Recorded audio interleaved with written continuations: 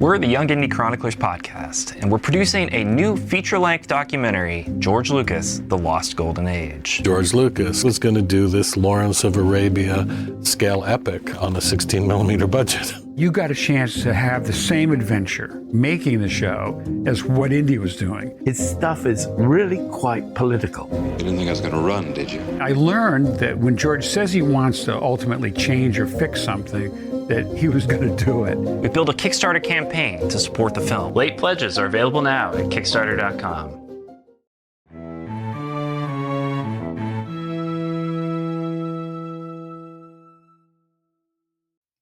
Hello there. Welcome to Force Ghost Conversations. This podcast is your home for cozy deep dives into all things Star Wars and Lucasfilm adjacent properties. This is your host, Anthony King, and each week I will be joined by fans, creators, and believers in the principles from the galaxy far, far away to discuss the thematical elements from our favorite Lucasfilm properties. And without further ado, it is time to gather around the campfire for some Force Ghost Conversations.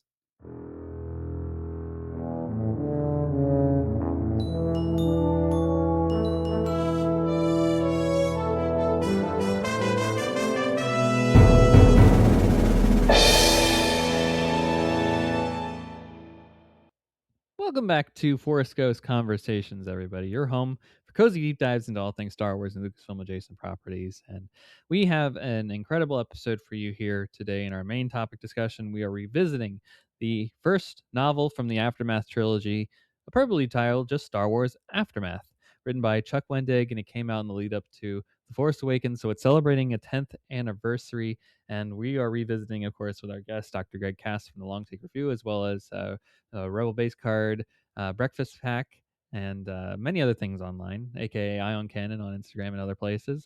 He's a very literary mind, so it's a thrill to have him on the podcast and to discuss that book and also its place in time, both historically and where it sits currently in terms of canon. So it's a really great discussion. I can't wait for y'all to listen to it. Before we get into that, let's get into Cloud City Gossip, which is a little light this week, but I did want to flag that in terms of news, there have been, it's obviously award season here in Hollywood, or I'm not in Hollywood, but it is award season for Hollywood. And the 4th Annual Children's and Family Emmy Awards was on March 2nd.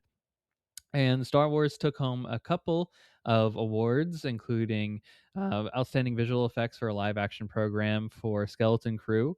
And they also won for Outstanding Young Teen Series for Skeleton Crew, Outstanding Editing for a Young Teen Live Action Program, and Outstanding Sound Mixing and Sound Editing for a Live Action Program, all for Star Wars Skeleton Crew. And it's a show that deserves all the accolade. It's incredible. Go check out, of course, our coverage from Skeleton Crew a couple of years back now, but it's still amazing nonetheless. And maybe it's worth a rewatch pretty soon here. Yeah, Skeleton Crew, awesome stuff. And of course, we are now looking headlong into our Aftermath discussion. So on the other side of the short break, we'll be back with Greg Cass talking all about the first novel from Chuck Wendig's Aftermath trilogy. Stay tuned.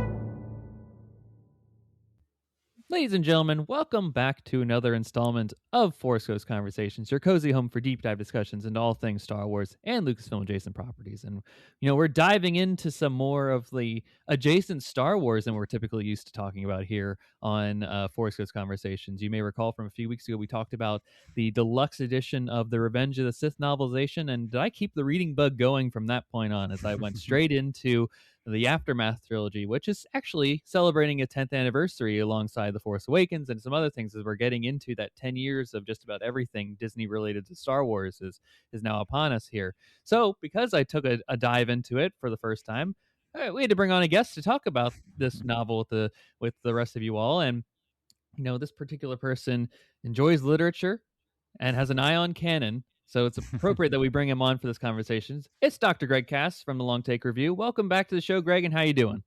Oh, thank you so much. I'm very excited to be here. And, to be honest, I think I was due for a reread of these. I don't return to canon over and over and over again always. But, I think as we'll discuss, they came out at such a specific moment. It was really nice to experience this book kind of freed from that moment. So I'm excited to talk about it. always like when you or anybody else focuses on books. It makes me happy because it's such a core part of my fandom, both when I was first a fan and today. So thanks for having me on for this. Oh, it's a pleasure. And yeah, it's crazy that we're almost at 5 years of the podcast, and we really haven't done book talk. I know a Mm. lot of podcasts in the Star Wars realm that have been doing this for almost 10 years now.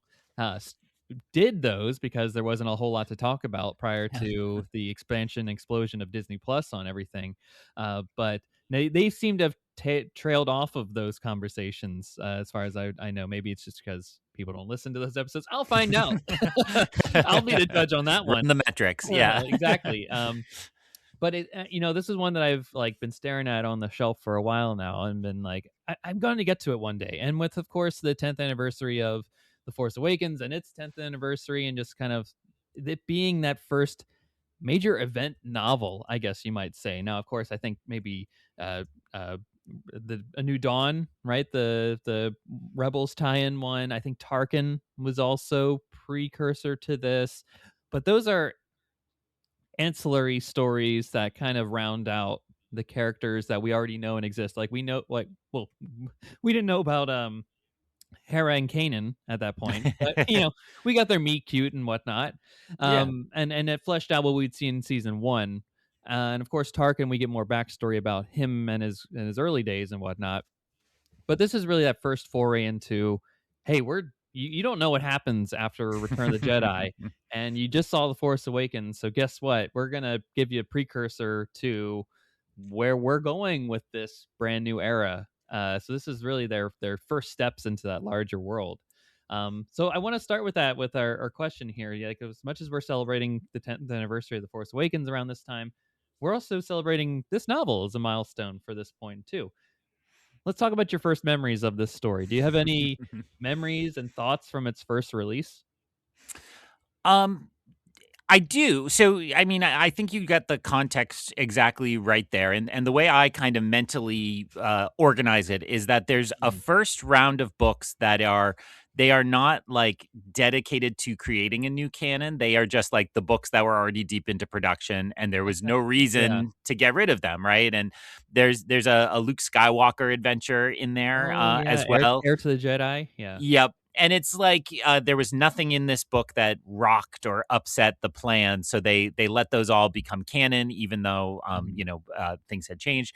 And it's for me. You mentioned Tarkin. I think it's Darth Plagueis on just the wrong side of that gap, and Tarkin on just the right side of that gap. Whereas I think both could easily be canon, and we've not seen a lot that really rewrites Plagueis, Mhm. as the case may be. So yes, and because like I said, the books were such an important part of my fandom. Really growing up, this is when I first became really, really, truly obsessed with Star Wars when I was in like seventh grade. It was through the books and understanding this wider galaxy and all of that. So I was really, really excited and anxious when this book was announced, and then that it was coming out. You're right that the Rebels book had that beauty of like a new dawn, so it felt like it tied right into that moment. But then this title of Aftermath was also like, okay, we know they've reset this, we know they want to tell us different stories, and it had so much importance on it just because we had no idea what was in The Force Awakens. And again, to if you have younger viewers or sorry, listeners or some people who didn't, kind of weren't fans at that moment, there was a really big established canon at the time, now legends, of events that had happened, and things like Han and Leia getting married and having a pair of Mhm. twins and a younger son, and then those kids growing up and having their own adventures, and Luke eventually settling down with Mara Jade, and those continuing adventures, and their son Ben, and so there's this like huge question mark about what, if anything, from Legends would come over, and how we would like find these characters right after Return of the Jedi. Like, what's happening? How is it going to be? Yeah. And we can talk about some of those specific moments later that I think are kind of playing with that moment. But I will say then that I rushed out morning of. I had a routine back then of on the way to work I could zip over to a Barnes and Noble, or actually I think it was a Borders technically. So maybe my timing's R.I.P. wrong. Yeah. I don't remember the death of Borders versus the beginning of Or it having could to be go a to Barnes BAM and too, Noble. Books a Million. It could be. But I went out that morning. I grabbed the book on the way to work so that I could read it the rest of my subway ride and the subway ride home. So and I will say, I think the problem I had at the time period, so my memory is not being wowed, which is primarily because I think it almost entirely avoids all those questions I just outlined. That this is not a book that has the ambition of trying to reset canon and trying to tell stories about the new republic and all of that. Like it's much more of a like closed story about this group of characters, primarily new characters. And at the time we didn't know, are these like main characters to come? Are these going to be the stars of Force Awakens, or are they going to be kind of left behind here? And it's it's a little bit of a mix of it too, but it's more left behind here than anything. So all that's to say, I was a little unimpressed at the time, but I think it was just because of the big moment of this book release more so than the specific quality of the book. Interesting. Yeah, I think it's so it's fascinating with the hindsight of looking back at 10 years of this here, because I love the mental image I'm conjuring in my head of like the early days of Disney canon, which was the scouring through every line and note and being like, well, does this indicate that is it Darth Plagueis? Is Snoke Plagueis? Right? Like the kind of Yeah. theorization that we would then see later come to arguably a negative head in The Last Jedi, right? I think that's Yeah. where it exploded and caused a lot of the problems of fandom that we see today, which was a full reset. And yeah, we're Wikipediaing everything. We're becoming our own mini Wikipedias of trying to memorize all these different facts and figures, and maybe putting harder expectations onto these stories of this earlier period than what we maybe should have, rather than just enjoying them for what they are. But that's also the hard the hard task that was put on these people Yeah. and whatnot. Maybe that's on marketing too, right? You call aftermath, and it's immediately set in the foreground of this area that we don't know yet. Right. I bet you I can just imagine Greg on the subway being like, all right, Temmin Wexley, snap. He's going to be the biggest character ever. And then Greg Grunberg, not a small actor in the role, right? But he definitely is not the major character that one would tend to believe is because of the story here, right? Wedge 2 is not even in the first two of the sequel trilogy Yeah. until we get to Rise of Skywalker. Then even then, it's a very small part. So and it is there really isn't like these big grand revelations either about the state of the galaxy, or there's stuff in the interludes and whatnot. But overall, it's very time and place, one planet story. It's focused on this small group, this band of heroes, this unlikely group of heroes too, right, including some bounty hunters and some ex-imperials and whatnot. And it overall, I think it makes for a good story, but I can get the sense of like the weight being too much for it to handle at the time. And that's where I want to transition here and just ask you plainly, right? Like, it had this like, do you think the expectations perhaps placed on it were fair or unfair? And how do you think it handled those expectations with the hindsight of 10 years now? It's a really good question that they certainly approached already, but I do think it's worth kind of specifically thinking about like how the book is constructed within this question. And I don't know the behind the scenes of this book, but I would believe if you told me they wrote the whole Akiva story, and then when they needed the like added pressure was on, I can see them adding in the interludes. I mean, that's total speculation. It could have been from the beginning they knew they wanted to do these interludes as a way to kind of show you the whole galaxy and thinking about that. And so I think, generally speaking, I think it was fair of book fans to put high expectations on a canon reset. I think we were led to believe it was big.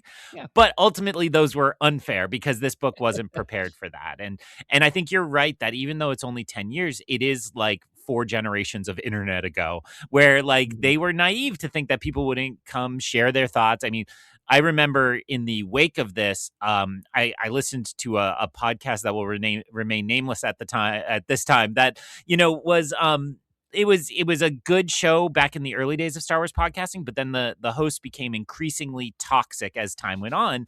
And I actually remember Aftermath as a big moment in this because I was excited, and they did not read Aftermath, but they cherry picked internet descriptions of the interludes and being like, oh, so we get the Max Rebo story, but we don't get Luke Skywalker, right? And all of that, which is not inaccurate, but it's not fair. Like, the goal of this book isn't to tell the Max Rebo story or anything. So I do think that, it is, like you said, the kind of the first kind of wave of that really negative internet Star Wars fandom that really starts to metastasize over the next couple years after this.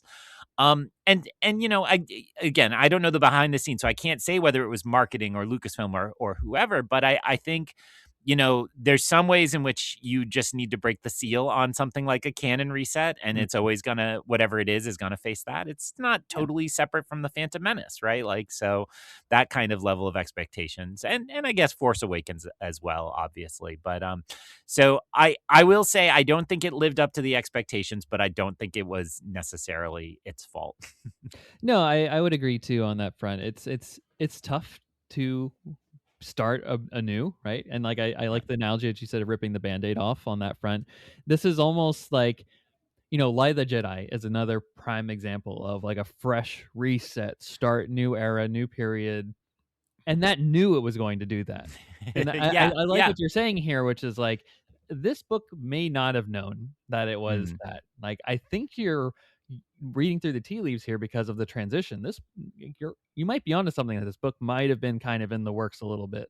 And with some character changes here and there and some light rewrites, right, including the interludes, right, including maybe Snap. Maybe Temin wasn't supposed to be nicknamed Snap or something like that, right?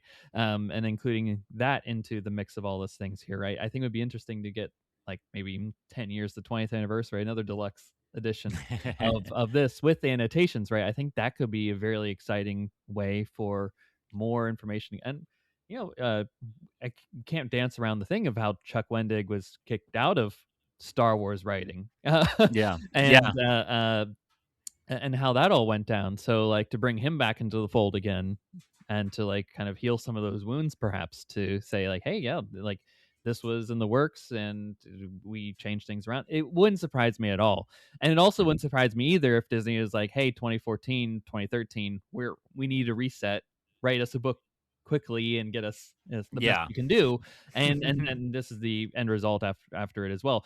And also, by the way, right, don't use Luke, Han, or Leia in the story, right? Like, we don't know what we're doing with them yet, and we don't want to pigeonhole them into they have to be on this planet 3 days after the Death Star explodes or whatnot, right? Yeah. Which is a really, really tough way to go about all this stuff here. And that's the thing, right? Is like if I'm picking this up, right, in 2015, and I know nothing about it, like I go, like you go to your Borders, right, or your Barnes and Noble, your BAM, and you're like, oh, a big Star Wars book set after in this is the lead up to The Force Awakens, right? I'm so excited for The Force Awakens. I can't wait to go see it. I've seen all the trailers. It looks awesome.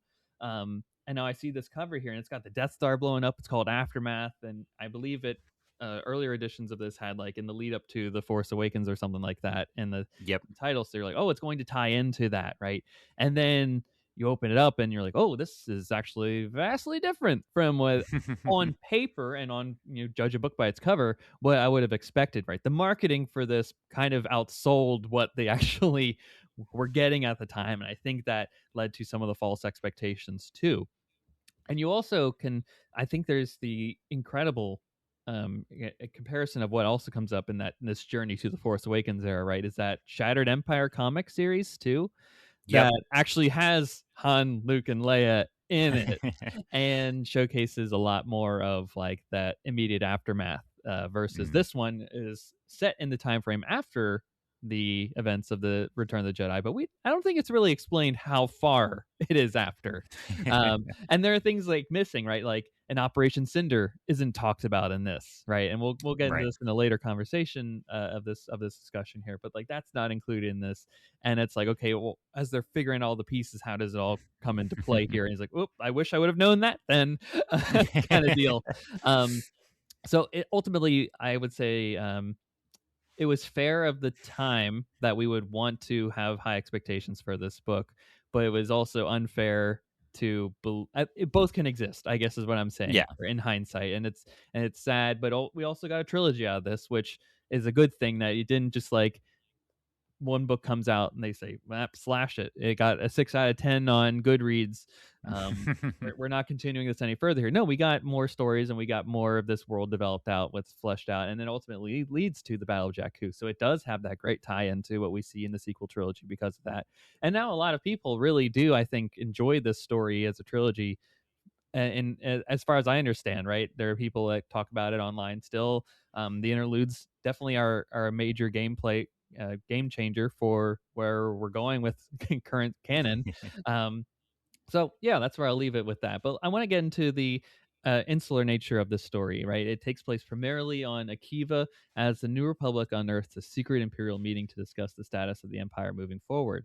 Now, from a storytelling perspective, do you like that this tale was in this kind of enclosed space and focused on a particular place and time, or do you wish that it had maybe gone more grander and like an epic scope of cataloging this era of Star Wars? Well, and I will stop harping on the difference between then and now. So my comments Mhm. moving forward will be primarily As of about kind today. of now and reading it today and understanding it as a part of that. But actually, and to immediately break that, I will say I do think some fans don't realize that that's also what the original canon did too, Mm. right? That what book this most reminded me of is a book called The Truce at Bakura, Mm. which it was not. I think it was in the like kind of end of the first wave of Star Wars publishing, and it really was like 2 days after Endor. A little adventure happens on this other planet. It's this invasion by this alien force we never hear from again. And like it's just like its own little, like you said, insular event. So I think this book's success is doing that. And I think we've seen now that this is often the structure of how a canon book happens. Mhm. The Mace Windu book from last year makes me think of that as well, right? Like, let's just take Mace Windu, we'll put him on this new planet we've never heard of. He'll experience a whole adventure and come back. And some people like that, some people don't. Yeah. I think I always think of like Doctor Who as the model of that, although I think I should say X-Files to be cooler, which is like, the like sometimes it's just monster of the week and sometimes it's Mhm. the plot of a whole season, or you get a little hint at that and so on. So I will say this time around the kind of overall structure of the Imperial meeting, and to your point a minute ago, I want to keep calling it the Shadow Council, but it Yeah. doesn't have that name yet. Not Uh, yet. Not yet. no, so and that was absolutely spot on in your observation that you would call it the Shadow Counselor. They would talk about Operation Cinder or have a bigger sense of it, Mhm. but They would that say necromancer, right? yeah, it really just doesn't all it's not all out there yet for them to build. And Mhm. again, that would also happen in the old canon. So there are people my age who like to come in and be like, well, when I They knew and everything, every day yeah, what was going to happen to these characters. It was absolutely mapped out like not. the Beatles' 10 years run. Yeah, yeah. So it always changed, and new books always change details as much as the broad strokes kind of always work together. So I liked the kind of happenstance that's the centerpiece of this story, right? So there's a big secretly planned Imperial meeting, and oops, a rebel operative Mhm. just happens to figure out and catch the breadcrumbs.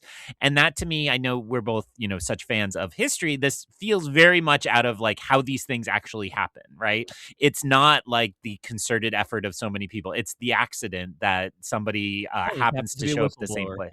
Yep. Yep. Yeah. Or, I always go to the window left open that leads to penicillin and saves us, Mhm. right? Like, Mhm. so all of that felt right. And I really enjoyed the focus on Wedge. Listeners, please know my Zencaster name is Greg Antilles today because I was always a big Wedge fan. I was a huge fan of the Rogue Squadron books.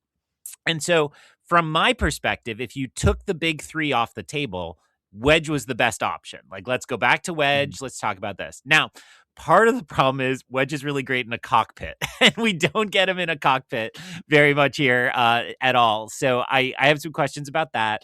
I'd like to send some notes to Patty Jenkins, but I'm pretty sure she left that project a long time ago. So, um, but I do think that the isolated nature worked and having those new characters really worked. And it's also in movies we talk a lot about the like Sinners is a one crazy night movie, right? Like just like one night, and this is not quite that, but it's very small in its time frame as well. It doesn't take place over months. It's a couple eventful days, which works really well, and I enjoyed it.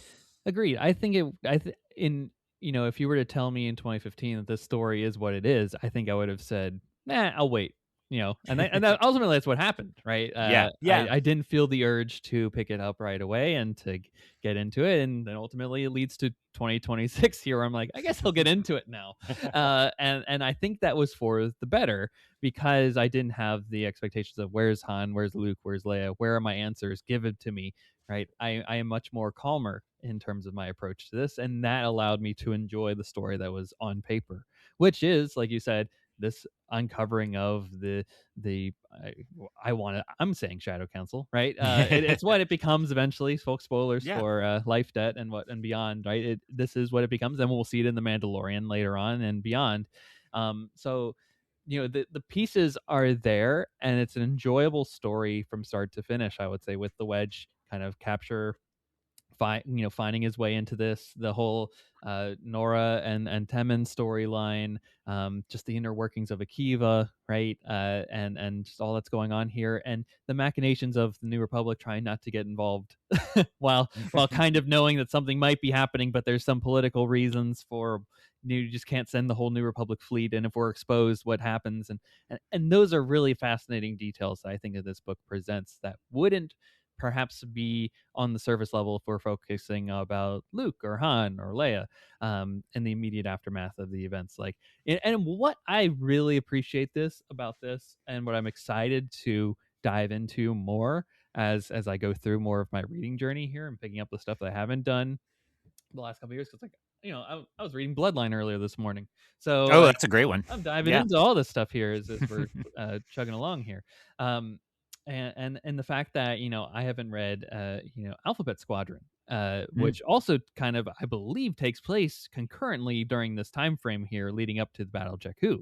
And I think there might be some other stories as well, and I think the comics are getting to that point too, right? Correct me if I'm wrong there. I think there is like a full like crossover storyline that is about the Jakku battle here, so we're getting all of that fleshed out in so many more ways. And I think it's the patience of, hey, we don't need all the answers right away, folks. This is a Yeah. long, drawn out, not this book, but it's a long process of, hey, Disney now owns this, and let's tell stories piecemeal here and there that we think are good for the time and will be interesting to people, but we don't need to have every 100% timeline answer of what is and what isn't right away. Allow yourself the gratification of what's going to come in the future. And I think that because I had that mentality, like I'm so excited to check out those other stories. And of course, Battlefront 2, the storyline ties into all this as well here. So it expands upon our knowledge base and just makes it really more fleshed out, and a better, I think, way of looking at this, rather than just having, all right, you give me the 3 trilogy book Bible that tells us the end all be all, and then that's it. I don't need anything else. And, to a degree, Disney is a for-profit company, so they need to make the money on this. So they're going to tell out many stories here and there to get their return on their investment. But it just, why back themselves into a corner and say, all right, and this is the heroic actions of Luke Skywalker, when they're still trying to figure out, frankly, at this time, what the movies are like, right? It's all a moving target, and always in motion the future is. And that's really, then just saying like, hey, give us a great story here that tells us a little bit about what this post-Endor world is like, but still giving us the clues that, hey, the Empire just didn't keel over at after Endor, right? There were still Imperial remnants across the galaxy. Just because the top two were taken out, like the war doesn't end right there. And we obviously see that now the Mandalorian, and obviously there's the Force Awakens, which was coming out around this time, that showcased that there is a Imperial remnant that made it out into the unknown regions and kept growing and becoming this massive thorn in the side of the New Republic until eventually it takes them out. And they have to showcase where that comes from, and the seeds of that are right here. And I want to dive into some like the characters that we get within this here at this point, because that's where I think where I'm leading at with that kind of through line of thought. So, as you have an eye towards canon, obviously, we see the origins of Snap Wexley in this tale, but we're also heavily introduced to what you might say is the main protagonist of the story in Admiral Ray Sloan, which I've heard through the grapevine throughout the last 10 years of being like one of the best characters in like all of new canon. Because every time like the Mandalorian comes out, they're like, "Where's Ray Sloan? Where is she? Is she going to be part of this Shadow Council yet?" So did any of the new characters in this particular tale stand out to you as you reread this, as you re-listened to it, I guess this time?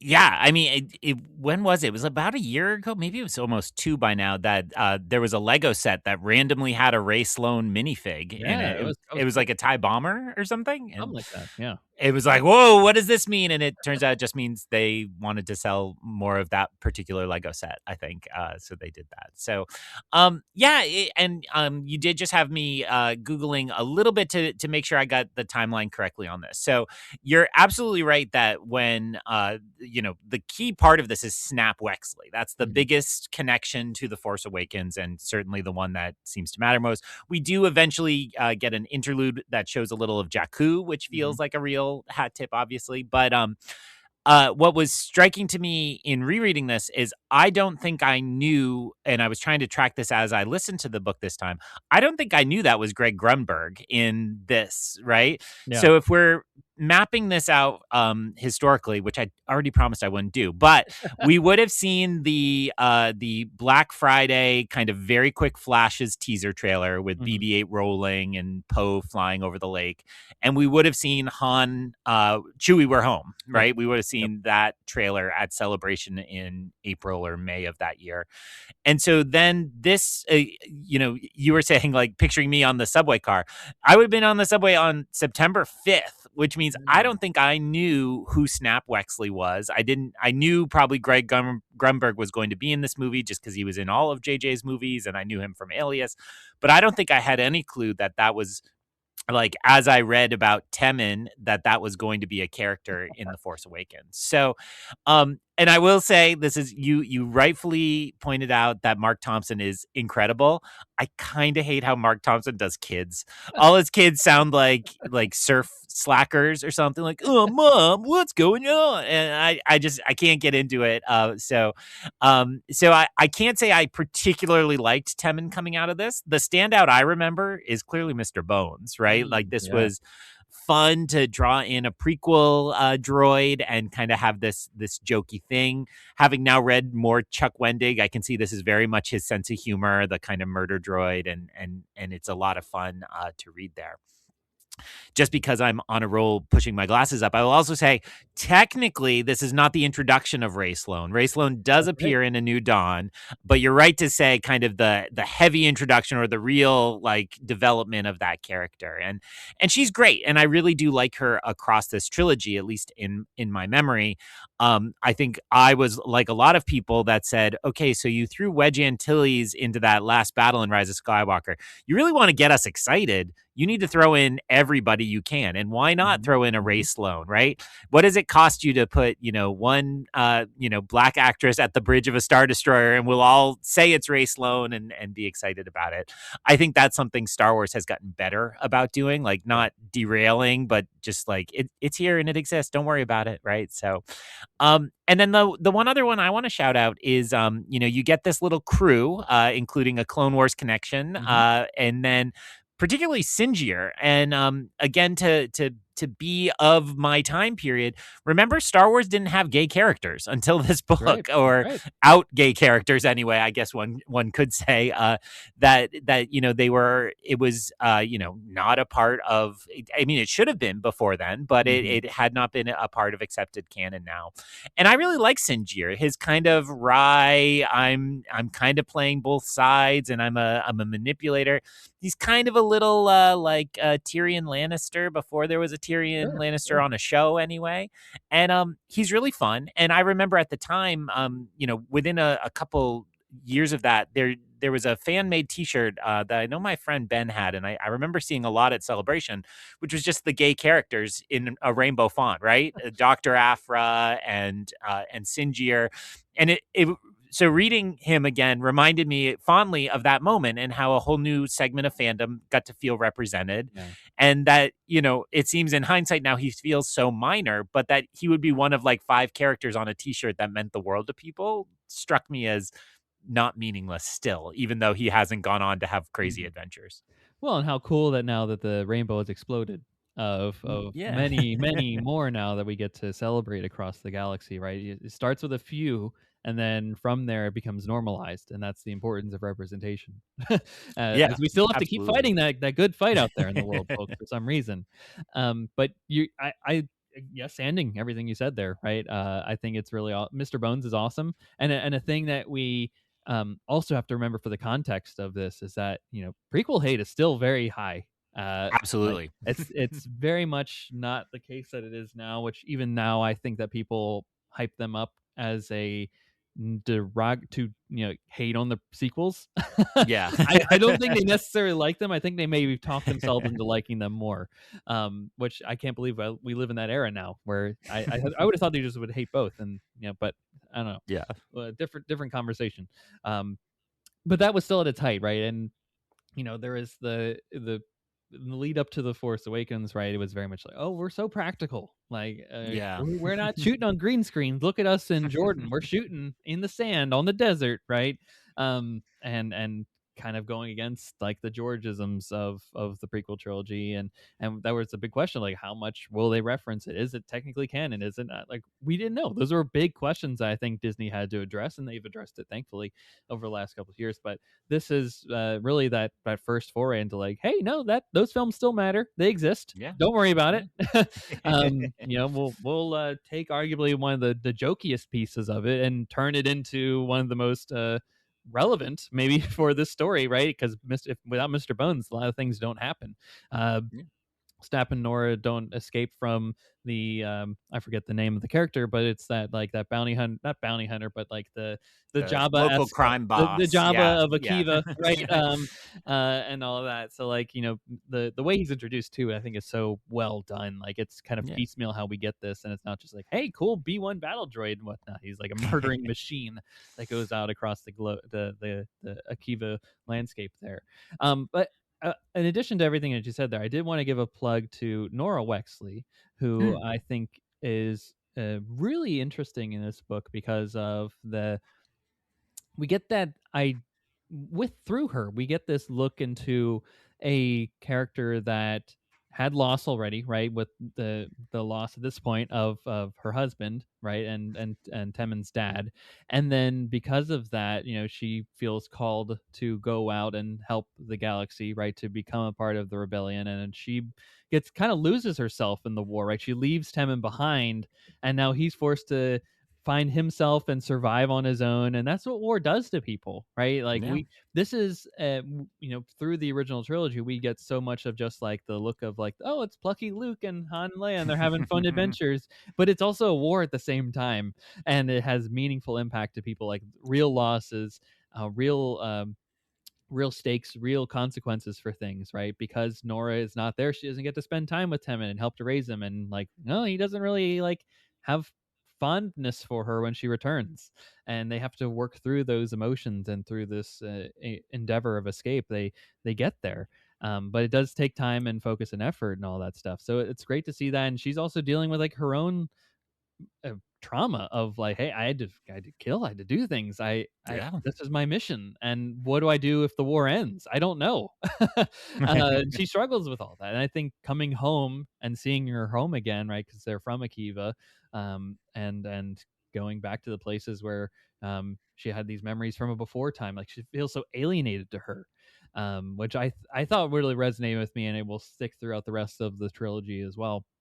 So I did want to plug that. And to the Ray Sloan thing, yeah, she's excellent in this. She holds her own against some of the bigwigs of the remaining of the Shadow Council, right?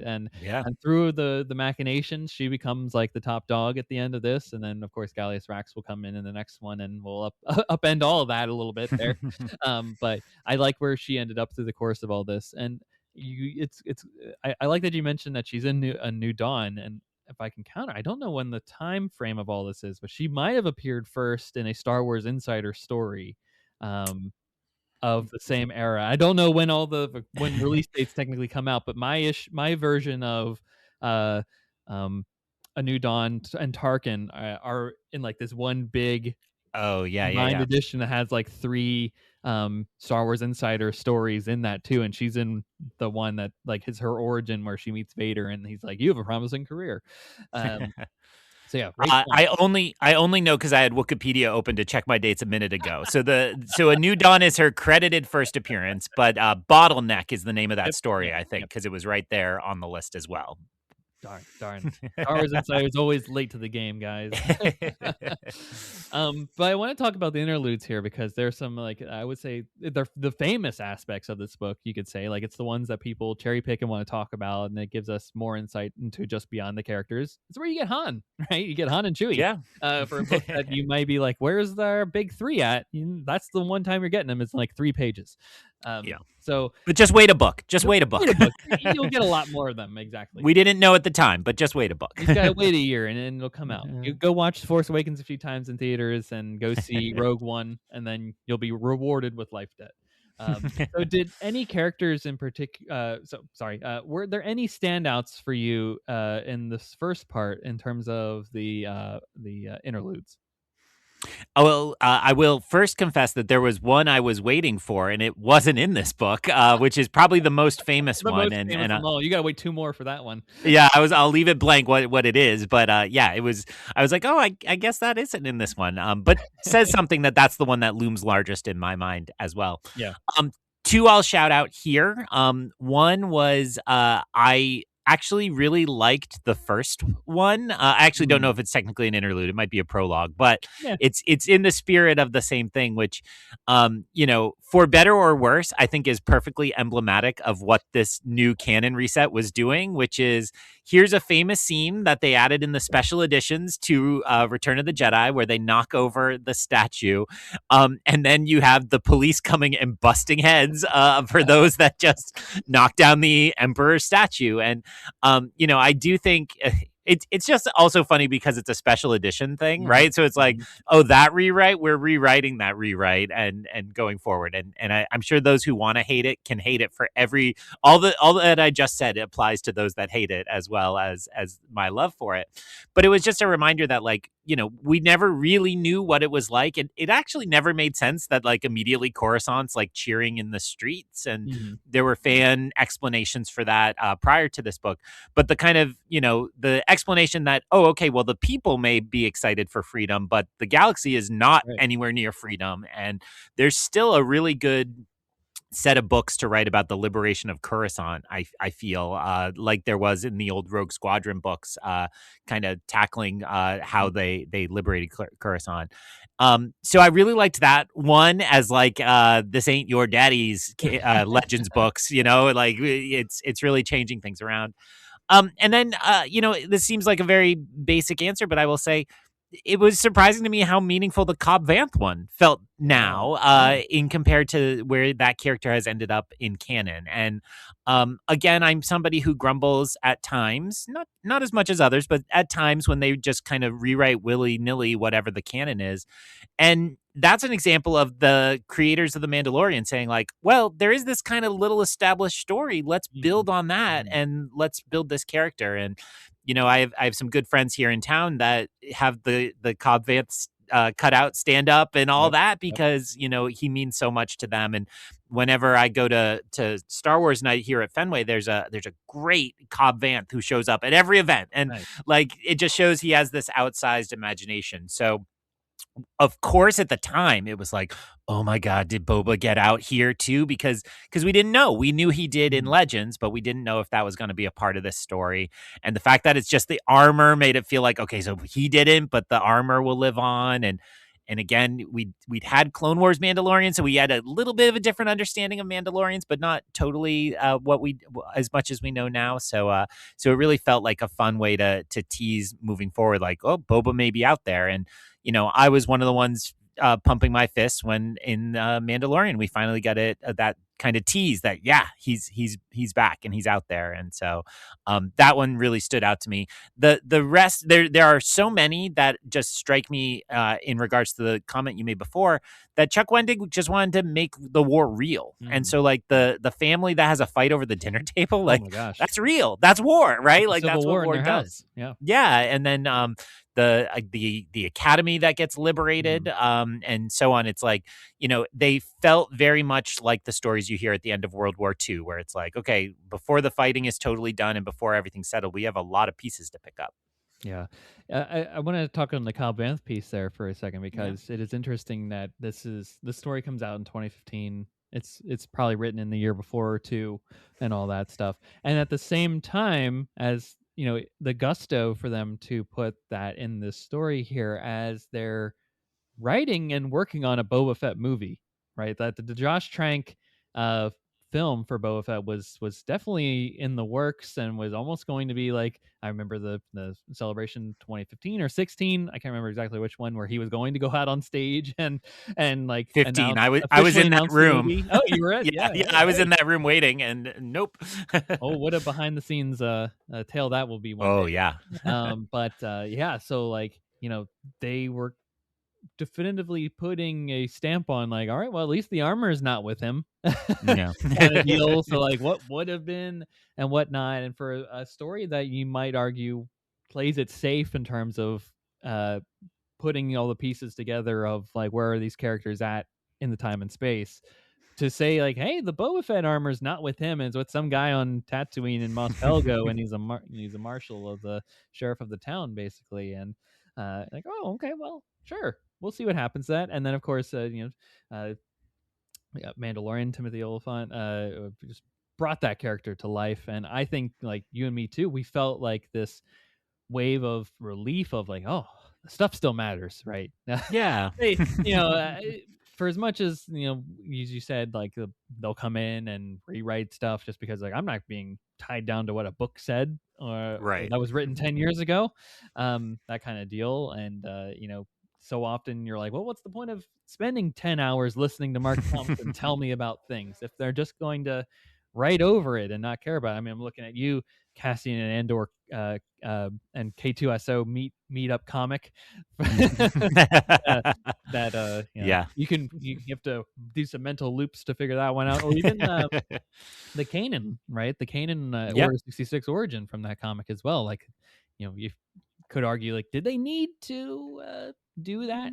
Could they have just been another Padawan? But Dave wanted his connectivity of all these characters and whatnot. I mean, narrators are what they are, right? You can theoretically force your way around anything, but the fact that they did put the stake, the tender love and care into saying, oh yeah, that guy's got Cobb Vanth, he's got it, and he's gonna be in it, and we're gonna make it cool and awesome. Like, I'm sure there are many that go to Star Wars night at the Red Sox and they're like, oh, look at the Boba Fett armor, and the guys are like, Cobb Vanth. Cobb Vanth. Probably needs a sign on. He's like, I'm not Boba Fett. I have the armor, yes, but that's because of the need to save my people from the I only just pieced together that. So this is a guy in town. His Instagram handle is Slob Vanth, SLOBB Vanth. He's also the guy who does Quint from Jaws. No so way. I feel like I've shouted him out like 4 times on your podcast. Amazing. So people should give him a follow because he's got a great Cobb Vanth and his Quint is just pitch perfect. Look, if you can do just both of those characters and cosplay them for the rest of time, I think you're set. I think you're Perfect. set. You don't need to do anything else. You can just spend the cold winter months as Cobb Vanth, wear the armor, and then as soon as the sun starts beaming on the 4th of July, you can head out and get a Nagaset. Is that the beer that Narragansett. Yeah, yeah. Narragansett. Okay, yeah. Yeah, just go Close. out on the Nicely done. go out. Yeah. Thank you. My knowledge of Massachusetts Regional lore beers. Yes, is increasing slowly. There was also like the from our Jaws episode, right? Learning about the coffee ice cream being a thing. Oh, yeah. Up there, and like, oh, who'd have thought? Who would have thought? I thought that kid was just crazy when he's asking for that. And Jaws. But I digress, folks. We're back on staying on target here on Aftermath conversation here. But I also, in addition to all the ones that you shot out there, there's I can't remember the exact one, and they might also hit on this on a few of these interludes here, but there was one that was kind of like, all right, now the Empire's gone, but the New Republic doesn't have the resources to come in yet, and now the Crime Lord's just taken over. And I'm like, okay, this is setting up for what we'll see really in The Mandalorian fleshed out of like, how can the New Republic exist, but crime is still ridden across the galaxy? And it's because they just fought a civil war. They don't have the resources, the money, the material, the capital by which to have people in all these places. And when you demilitarize, right, what they're trying to do at this point, they're making it much more difficult to just send things unilaterally, right? They're trying not so hard to not be the Empire and also the Republic from before that maybe they hinder themselves too much. And that's the conversation for a different day about what leads up eventually to The Force Awakens and why you get the Hosnian incident and whatnot. But I did like hearing and seeing through the visual text the ways that which were the problems already existing that we'll see 30 years later come to a head with the destruction of the New Republic and the larger galactic reigniting war. I don't even know if they given a title to the war between the Resistance and not that I'm aware of. It's not as cool as Galactic Civil War yet, but they'll figure it out. Or the Clone Wars. I'm sure at some point Pablo will put in some DK book about what it actually this era is fully called there. But yeah, I just think like, I'm sure we all just conjure up an image of Pablo Hidalgo in our head when they're like in these meetings with like Jon Favreau, Dave Filoni, maybe like Tony Gilroy and whoever is in the, maybe Sean Levy now, right? And they're just like, oh, we need, what about this story? And he's just like, I got one for you. There's 3 pages in the Aftermath trilogy in the first book that tells about where this character's going. We could bring in, maybe that's how like a Singer could get into something. I don't know, but that the Keeper of the Keys basically is what I'm thinking of when I imagine Pablo just like being summoned into a meeting and he just like shows up like a Force ghost to tell them about some prior canon story that they shouldn't overwrite or something like that. And I will just, because I sometimes badmouth them, I think Favreau and Filoni are much more into that kind of connection. Tony Gilroy will let them like name the hospital after a High Republic chancellor because he doesn't care, right? He just wants it. But like I think they're into the like finding those connections. Back to like, giving Mando Boba Fett's gun from the holiday special. Yeah, exactly. Nothing beats when they told that to George, and George was like, okay, like he did not care at all. But yeah, totally. And we're like, the Tony Gilroy the Ender thing, and they're like, hey, in the Rogue One visual dictionary book, we say Cassian's from this planet. Like, nah, he's not. Nope. no such luck. Nope. We'll write a sentence about how that fits in there, but he will not be from that planet. And I was thinking like, if there's the idea of the curmudgeon-y person that's not willing to accept like other works affecting theirs, right? It's definitely the conjuring image of Tony Gilroy that I have in my mind, and I think you might too. Yeah. So we've talked a little bit about this. So I want to dive into it maybe a little further here with our last question here. But I'm curious about your thoughts about how difficult it is to establish a canon. Do you think that perhaps, and we can talk about this one maybe even separately here, do they play it too safe with this story? Maybe do you think that there are perhaps other restrictions in play here? What do you think about the canon of it all and just like 2015? How are they establishing it and all that comes to place? I mean, I do think it's an incredibly difficult thing, right? And look no further than like every film franchise or television show that's gotten like a book and then never gotten more, right? That like, you have to give something really exciting and you have to do interesting things, but then you also have to like give people a reason to keep coming back. And, I would liken it at the moment to where the MCU is kind of wobbling. It's like people have gotten a little tired of the connectivity and they want the things to stand alone, but they're not sure. Like, so it's hard to please everybody, and certainly at that level. So I would say there's two approaches that they've tried with Star Wars in the Disney era, which is this one, which is let's do something very small and not create any waves or ripples that are really dangerous for us. Let's not step on some toes. Yeah, and that way whatever comes next can follow it. Or, and you cited this example before, the High Republic, where they're like, okay, let's make a big plan and let's map it all out carefully so that we can, really decide. Now, well established on the show, I love the High Republic deeply, but I do think a lot of Disney's problems go away if they do that model for post Return of the Jedi, like the era from there to the Force Awakens, and let JJ set where the Force Awakens is and kind of plan out all the steps along the way. More particularly, I think this is just a higher stakes era, and a lot of frustrations come out from it not kind of all being connected in the ways that are clear, or all of these things. And and I think they've learned the lesson, but then I think of something like the Ahsoka season, which is like, here's a whole bunch of story that we're gonna undo and redo, and kind of like it's kind of all over in terms of established canon. So I think the safer play is the one they made, and for better or worse, it means you can't get that offended, but it might not be as beloved as this. Yeah. And I would say, these three books are not as beloved as, like, if you took the first three High Republic books from that era. And I think it's because some of the planning needs to happen. And if you can seed things very clearly here that pay off later, that just leads to a better experience. So, Yeah.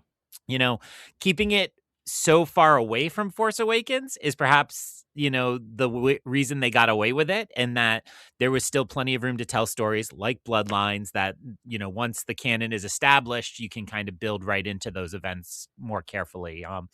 But you're right that comics and everything are building towards that moment, although they just stopped the Marvel Star Wars line. This boggles my mind because it's crazy. But so I don't know how far we'll go beyond the Battle of Jakku and into this space. Maybe they're playing it safe to leave plenty of room for Mando and these plans around Ahsoka and an eventual team up movie, if that still happens. But I do think that the first do no harm rule of canon building worked here. Yeah, and we keep bringing up the High Republic being a comp here, but maybe the better comp is Heir to the Empire, right? Which is literally set arguably the same time frame here. That's post Return of the Jedi kind of space here, and it being a trilogy, right? You got and the reigniting from the dark times. There are arguably more comps to that, and if you're comparing it apples to apples here, that one's got Luke, Han, and Leia, right? And that's because I think maybe George was also of the mindset like, I really don't care what they do in the books. If people read it, they read it, and much to the dismay of people that wrote for the EU in the 80s and 90s and early 2000s, right? They were constantly having to rewrite and make a new book and whatnot. Maybe Del Rey loved it because, hey, we gotta put out a new book now because the Attack of the Clones came out and rewrote half the stuff that we did in the 90s and whatnot. But it is tough when there's like, all right, we've got 30 years to play with here. We know things are happening and whatnot. We really don't know if we want Luke to like be involved in this, and like if he has his hand cut off in this, and like to put these characters in positions by which then we'll feel like, all right, do we feel an obligation by which to honor that? It's a tough thing for them. And when Kathleen Kennedy comes out and she's like, it's all canon now. It's all canon, believe it, baby. And maybe not the case 100%, because the business will ultimately come into play, right? Do we want to tell Luke's post Return of the Jedi story in a book, or can we save it for de-aging technologies coming around the corner, and we can put robotic Luke's face on somebody and see if people will go out to the cinema and pay top dollar for it and get a good return on an investment? We're kind of seeing that now, right? Where they're shying away from these big marquee event kind of stories. Beyond the High Republic, I'm thinking maybe with Shadows of the Sith, the last one that was like mandatory reading of like, hey, this is pivotal to understanding the story beyond, right? Because I'm thinking, all right, the Mace Windu one that you referenced, all right, good story. I don't need to read it if I need to know the entirety of Star Wars story. Love the Bad Batch, but I haven't picked up the new book that came out last year, I think Sanctuary, that is also similar. Like, hey, Yeah. guess where they were at for one day during season 2, Yeah. and we get another story on that front, right? As you're looking back, you're like, I imagine you're like putzing through, like, I all right, these are the necessary ones to get you to the end result there, right? But ultimately, like, I think they have settled on these, like, all right, we're telling these ancillary stories that maybe will be in lead up to a movie, but it won't give away all the details, right? And going from that mindset of 2015, which was, I am reading every letter to the law, and this is exactly how it will be. And is there something that will give me an insight to what's going to happen in The Last Jedi? I don't know. And the answer is Chuck Wendig didn't know either. right. So, all that to say is, it is a very difficult job to have canon and to make a through line story that goes across different mediums, different ways of storytelling, different authors, different people, in different places in time, right? Chuck Wendig only knew what Chuck Wendig knew in 2014 versus Anthony King or Greg Cass writes a book in 2026. We have 10 plus years at this point of Star Wars storytelling to draw from, to add in Easter eggs and insights into. Yeah. And that makes our work for the better, but you have to start somewhere, right? And that's Yep. where some of these earlier canon novels kind of get forgotten, is because they didn't have all those fun tie-ins that they were able to do. And because they're like, hey, The Force Awakens is coming out, don't spoil anything to people in this. It maybe does hinder some of those early stories that they have a bit more free reign to do perhaps now. Yeah, any thoughts on that one further? I mean, I think that's exactly right. You had me fantasizing about, like, oh yeah, you would do a little Mando interlude. You'd find a way to, like, reference where, like, Bix and Cassian Andor's offspring ended up. Like, you'd find a really Yeah, fun way to do exactly. it. But yeah, it's okay that that's left to fandom. Mhm. And I think that just shows that this is a kind of rich project. And you're right. I think Kathleen was probably a little wrong to say everything counts now, Too but they ambitious. committed to Yeah. that. And yet, I don't want them to tell a really skilled, gifted filmmaker, storyteller, like, no, you can't do that because a comic book that came out, right? You can't have Ki Mundi in The Acolyte because there's a trading Right. card from 20 years ago. From 2001 that said he can't do that. He's like, well, it's technically not Yes. canon right now. Yeah. So I do think Star Wars has found its way to the right balance of these issues. And again, not being an insider, I always credit Pablo, I always credit Leland Chi, who tracks it all internally. What I wouldn't give for, like, my make-a-wish if I get a terminal illness would be, like, access to his database. Like, I wouldn't even need to talk to him. Like, we could just sit alone in a room, like 2 study carols, and I would just go through it. But yeah, like, I do think they're managing it very well. And I think, I think we've hit the right note, which is to be generous to the kind of limited success of these books because they are of their moment, but to know that it's great. It builds into so much more from here, and it's That's right. wonderful. That's right. And because we have this now, you get the um, beloved. I want to say beloved. I like it a lot. The storyline in Battlefront 2 that is a treasure trove of Easter eggs, apparently from folks that are like, you listen to, like, what's on the radio comes, and it's like all these Easter eggs to Aftermath and the stories Yeah. of whatnot of Beyond. And I've heard the Alphabet Squadron trilogy from Alexander Freed is also really good of circling this time frame. So it allows for others to come in and tell stories. And I think as a fandom, this is the lesson in patience of Yep. we don't need everything to be told to us right then and there. We can allow for stories to exist, and you don't need all the answers right away, and know that it's a long game. But I know 2015 us, it was a different story of, well, I want everything now. Everything is new and fresh, and I need to know.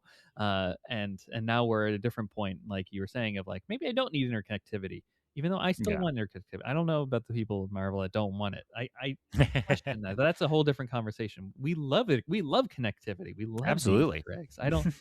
uh, that's a whole. I mean, that's a whole thing, right? Where it's like people And it's an apt question, especially as we head into Mandalorian and Grogu season, right? Which is like, do I need to watch all 3 seasons and lead up to it? Yeah. And the Book of Boba Fett too, and maybe Ahsoka, right? All that, the Mandoverse, if you will. Um, and there's that audience that will walk in and, we're worried about alienating them, and I'm like, but they would get to go if they liked it, then they can go. Like, we Yeah. used to live in an era that was like, all right, I was skimming through the TV channels and I just found something that was on, and you were maybe watching a rerun from like season 6, episode Yep. 12. You would And never you're even like, know. I liked this, and because I liked it, I'm going to hunt out other ways to watch Yeah. it, right? Whether I see that they are on every Thursday night. And that's the episodic nature of these things, right? Like The Simpsons, you didn't watch it in order. No. You would watch it at 5 o'clock p.m. because that's when it was on, and you got 2 episodes, and it just existed out of order. They didn't like have this a storytelling perspective of like, all right, everything builds on itself. And even those ones that did, right? You just hopped into like an X-Files episode and we're like, hey, this is a fun adventure, and we'll see what happens. Or Buffy, right? You watched it and then you moved on. Yeah. And we're worried about alienating that audience now, that they're like, maybe they just lost interest in general, and that's the real answer. We don't want to admit it. But True. I'm thinking like, Marvel thing, right? It was homework to watch everything up to Endgame, and people loved that. And now it's like, Yeah. oh no, we got too much. I can't be bothered to watch Daredevil. Yeah. If it's not included there, I'm not going to see Brave New World. And I was like, I don't think you're going to go see Brave New World anyways. Just Right. you can admit that you don't like things anymore and you've grown beyond it, right? And I think that's a problem with fandom, and in addition to many other problems that they have these days. But ultimately, with the books, I enjoy the stories that we get, right? And Yeah. they're allowed to build on each other and have fun offshoots and whatnot, and that's where we're at. Well, Greg, this has been an exciting and awesome look at the first book of the Aftermath trilogy, and we'll have you back pretty soon here. I know we got Maul and whatnot coming up, a little film called Mandalorian and Grogu. So probably the summer is when the episode will release. But to the behind the scenes of it all, we may record that just because of memory. That we don't need to reread some of these books as we get closer to all that stuff there. But it's been a pleasure having you on to chat about this first novel in the trilogy. Where can the folks find you if they want to continue the conversation or find out all the cool stuff you're doing not in the Star Wars space, because it's kind of your Super Bowl season right now? Well, thank you again for having me on. It is a pleasure, as always. And yes, people can find me on Instagram and Letterboxd at EyeOnCanon, EyeOnCanon. Posting less and less, but still checking it out. And that's a place people can DM me if they want to yell at me about the better interlude or whatever else I said that caused offense. And yeah, the best place to listen to more of my podcasting. We are in the height of this year's Oscar race over on the Long Take Review, which people can find wherever they get podcasts or at the longtakereview.substack.com. And we, if you're listening to this right after Anthony dropped it, we are halfway through our Oscar predictions for this year. So if you are somebody who is going to attend an Oscar party and wants to cheat your way through the ballot, boy, it only takes 4 hours to get through all our programming about it, and then you'll have your answers. But part 1 is all the kind of below the line categories, and then part 2 is the 4 major acting races: the screenplay race, the director race, and best picture. So if you're like, all right, cast, not that much, just wait for part 2 to drop this week, and you can get those kind of headlining pieces of that.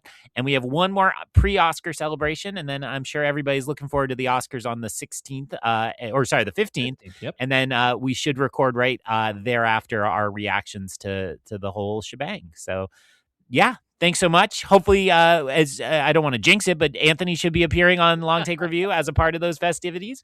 And thanks again for having me. Oh, of course. And as long as Jen doesn't cut me out, I should be on that upcoming aforementioned upcoming episode. But yes, go check out all that. It is the Super Bowl time for the Long Take Review. And of course, I listened to the episode last night as we're recording this about part 1 there. And it was fun to hear everybody go through all the different categories and whatnot, and to kind of hear how Greg goes through the journey of watching all this stuff here, because I know people, the other hosts on the Long Take Review do their absolute best to find down and track down all these different things, to see them where they can. But somehow Boston is so much easier to find these stories than Los Angeles. So Absolutely. if I don't know you're why. trying to hunt down the voice of Hind Rajab and whatnot, you just got to find an Iranian film festival. And or was that it, or was that a different one? I apologize. Cutting Through Stones Cutting was Through that Stone. one. Okay, Yeah, yes, yeah. yes, my I got apologies so lucky on that this year, or else I wouldn't have gotten it. So it's like that and Kukuro. Kukuro, is that the yep, makeup and yep. hairstyling one? Kokuho, Kokuho. Okay, I think. Yes. yeah. Of course, it's an honor to be nominated, but it's also fun to see like how did these things get nominated, and also for Greg to hunt down legally how to find ways to watch these in the lead up to the ceremony, and just the journey itself could be its own book. Of fun adventures along the way, and how to find how to not pay for Viva Verde if you're snowed in, unless you're like Greg and pay the $10, and then Oof. It at least went right to the filmmakers. It goes right back in their pockets, hopefully. Yeah, that's okay when it's that small a film. Maybe it'll snow again. You never know with the northeast weather. Perhaps it'll have another snowstorm and release some of these other things there. So, folks, go check out all that. And of course, we'll be back very soon with a new episode. And be on the lookout for Life Debt coming out in your podcast feeds in the near future as well. And until then, may the Force be with you. Take care.